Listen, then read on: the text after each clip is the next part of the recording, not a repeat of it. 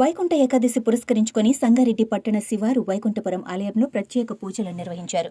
ముక్కోటి ఏకాదశి సందర్భంగా వైకుంఠ ఏకాదశి లక్షకు పైగా వచ్చే భక్తులకు ఎలాంటి అవాంఛనీయ ఘటనలు జరగకుండా భారీ ఏర్పాట్లను పరిశీలించారు. ఆలయానికి వచ్చే భక్తులకు అన్ని రకాల సౌకర్యాలు కల్పిస్తామని ఆలయ పూజారి వరదాచార్యులన్నారు. వైకుంఠపురం వరకు ప్రత్యేక బస్సులు నడిచే విధంగా ఏర్పాట్లు చేస్తున్నారు. ఉదయం 4:30 నుంచి ఉత్తర ద్వార దర్శనం ఉంటుందని అన్నారు. ఇక్కడికి వచ్చే భక్తులకు 3 రోజుల పాటు నిత్య అన్నదానం చేస్తున్నట్లు ప్రధాన అర్చకుడు సైర్య మీడియాతో తెలిపారు.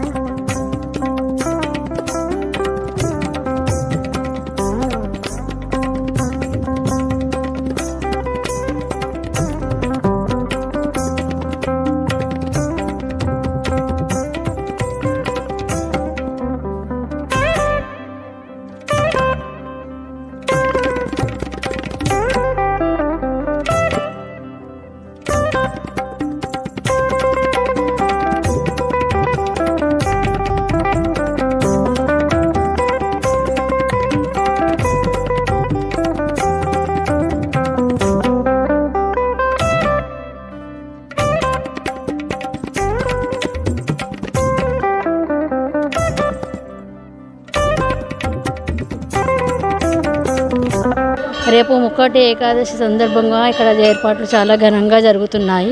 ప్రతి ఒక్కరూ ఈ గుడికి సందర్శనం చేయాలి.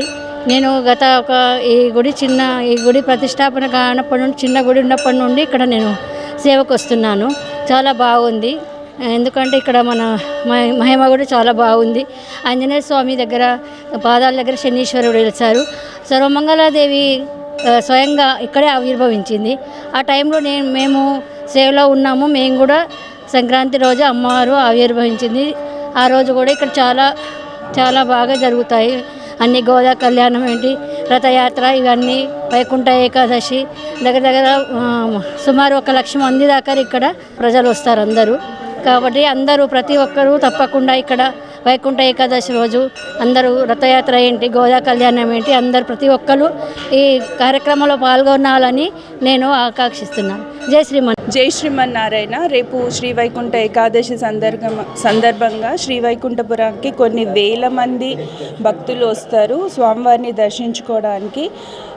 నేను యాజ్ ఎ డాక్టర్గా చెప్తున్నాను, ఇంత వేల మందిలో ఇప్పుడు వెదర్ చేంజెస్ వల్ల కూడా వైరస్ స్ప్రెడ్ అవుతున్నాయి.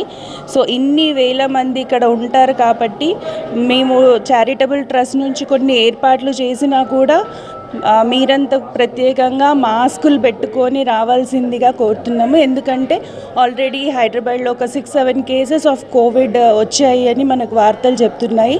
సో ముందు జాగ్రత్తగా మనం మాస్కులు పెట్టుకొని వద్దాము. అందరికీ వైకుంఠ ఏకాదశి శుభాకాంక్షలు. స్వదాచార్య స్వామి వారు చిన్నజీవి స్వామి వారి మంగళాశిష్యులతో వైకుంఠ ఏకాదశి పర్వదిన వేడుకలు అంగరంగ వైభవంగా కొనసాగుతూ ఉన్నాయి.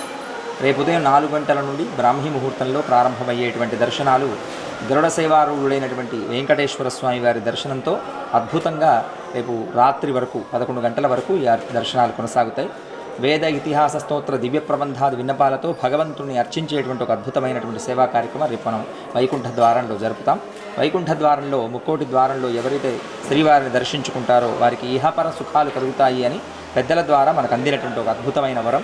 దాన్ని అందిపుచ్చుకొని ఈ వైకుంఠ ఏకాదశి అలాగే గీతా జయంతి మహానుభావుడైనటువంటి కృష్ణ పరమాత్మ ఈ లోకాన్ని ఉద్ధరించడానికి ఉద్బోధ చేసినటువంటి భగవద్గీత పుట్టినటువంటి రోజు రేపు. ఆ భగవద్గీత పారాయణాన్ని కూడా గీతా జయంతి సందర్భంగా మనం జరుపుకుంటాం. భగవంతుడి యొక్క అనుగ్రహాన్ని కోరుతున్నటువంటి ప్రతివారు శ్రీవారి దర్శనానికి విచ్చేసి భగవత్ కటాక్షాన్ని పొంది తరిస్తారు అని ఆహ్వానం పలుకుతూ ఈ వైకుంఠ ఏకాదశి పర్వదిన శుభాకాంక్షలు, శుభాశిష్యులు. జయ శ్రీమన్నారాయణ.